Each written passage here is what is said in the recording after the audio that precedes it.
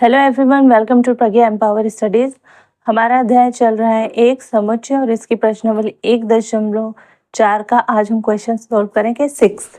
तो स्टार्ट करते हैं। देखिए, यदि ए एक समुच्चय है जिसके अवयव है 3, 5, 7, 9, 11, बी के 7, 9, 11, 13, 7, 9, 11, 13, सी के अवयव है 11, 13, 15 और डी के अवयव है 15 और 17, तो निम्न ज्ञात कीजिए।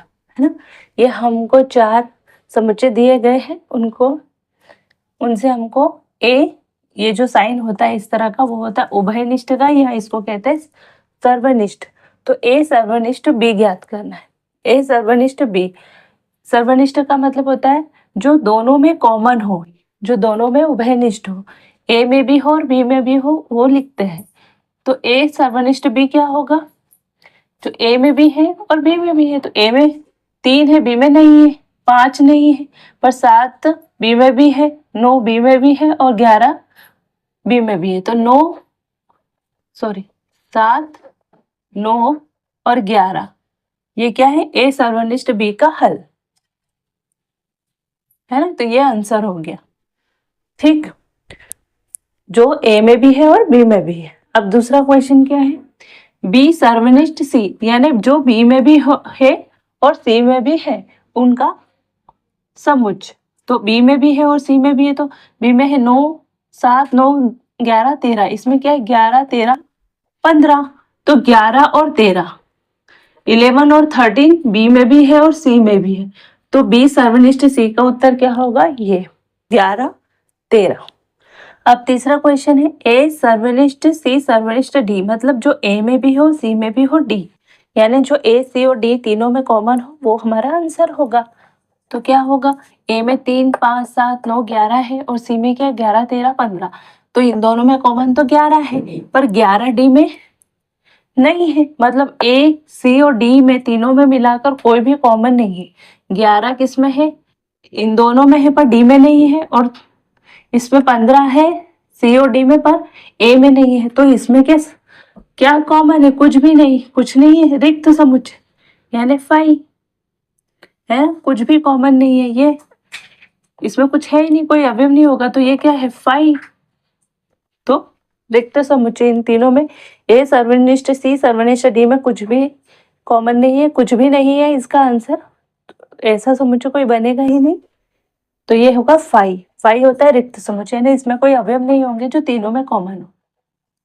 ए सर्वनिष्ठ सी, यानी जो ए में भी कॉमन हो और सी में भी हो, तो क्या है, हमने देखा 11, तो 11 जो था वो सी और ए और सी दोनों में कॉमन था। अब आंसर क्या आएगा, बी सर्वनिष्ठ डी, यानी जो बी और डी दोनों में कॉमन हो। तो बी में क्या है 9 और 7, 9, 11, 13, और इसमें क्या है 15 और 17, तो कुछ है क्या कॉमन, नहीं। तो जैसे ए सर्वनिष्ठ सी सर्वनिष्ठ डी की बात थी, वैसे ही इसका भी है। तो बी सर्वनिष्ठ डी क्या है, दोनों के बीच में कुछ कॉमन नहीं है, मतलब जो समुच्चय होगा वो खाली होगा, यानी रिक्त समुच्चय फाई। ठीक है, अब ये है ना, ठीक है। ए सर्वनिष्ठ ब्रैकेट में बी यूनियन या सम्मिलन सी, यानी बी और सम्मिलन करो, क्योंकि ब्रैकेट है तो ब्रैकेट पहले सॉल्व होगा, तो बी और सी का सम्मिलन करो और उसके बाद जो आंसर आएगा उसको ए के साथ उसका उभयनिष्ठ या सर्वनिष्ठ निकालो, है ना। तो पहले बी, तो इसको करने के 2 तरीके हैं, एक तो ये कर, इसका मल्टी इधर पहले इसको ऐसे ओपन कर लो, तो क्या होगा ए सर्वनिष्ठ बी हो जाएगा, फिर यू बी सर्वनिष्ठ सी हो जाएगा, ए सर्वनिष्ठ सी हो जाएगा, ए सर्वनिष्ठ सी। तो फिर क्या करना है, इसमें पहले ए सर्वनिष्ठ बी निकालो, तो ए सर्वनिष्ठ बी क्या होगा, ये निकाल ही चुके हम, देखो ए सर्वनिष्ठ बी निकला है ना ये, तो क्या है आंसर 7, 9, 11 यू, यानी यूनियन या सम्मिलन। अब ए सर्वनिष्ठ सी, तो ए सर्वनिष्ठ सी क्या है 11। ठीक है, तो इनका हमको क्या निकालना है, देखो ये क्या है यू का साइन, मतलब इन दोनों का क्या निकालना है, सम्मिलन, दोनों को मिला देंगे तो आंसर क्या होगा 7, 9, 11, क्योंकि 11 इसमें भी तो क्या होगा एक ही बार लिखेंगे, रिपीट नहीं कर सकते। सम्मिलन में सारे इसके अवयव और इसके अवयव सब क्या हो जाते हैं, मिल जाते हैं, सबको मिलाकर लिख देते हैं। लेकिन जो दोनों में होते हैं उसको एक बार लिखते हैं, तो आंसर क्या होगा ये। ठीक, अब ए सर्वनिष्ठ डी, जो ए और डी दोनों में कॉमन हो, तो ए और डी में ऐसा क्या कॉमन है, कुछ भी कॉमन नहीं है,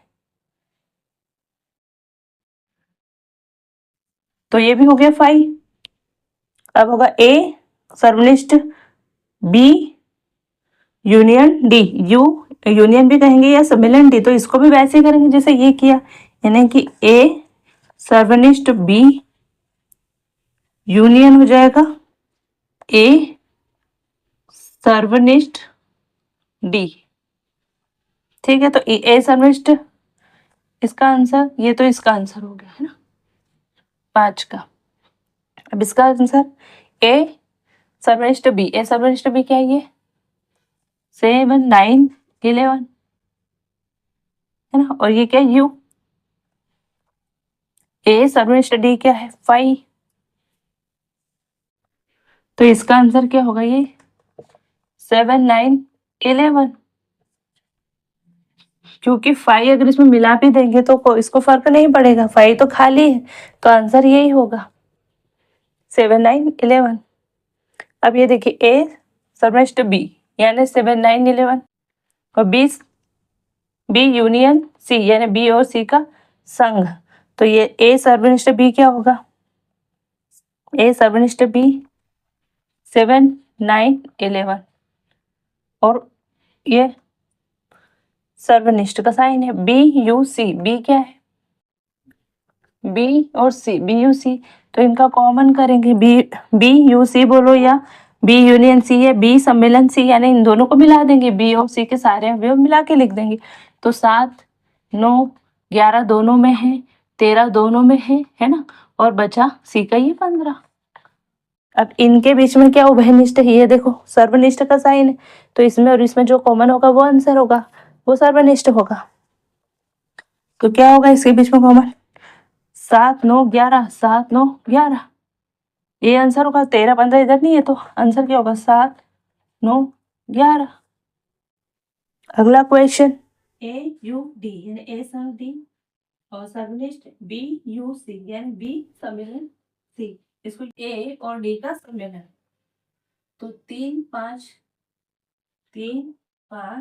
7 9 11, और इधर डी का क्या है 15 और 17 ना, फिर ये सर्वनिष्ठ बी यू सी, बी और सी को मिलाकर, तो बी कहाँ से शुरू हो रहा है 7 9 11 13, और 11 13 तो इसमें भी है, डायरेक्ट आएगा 15।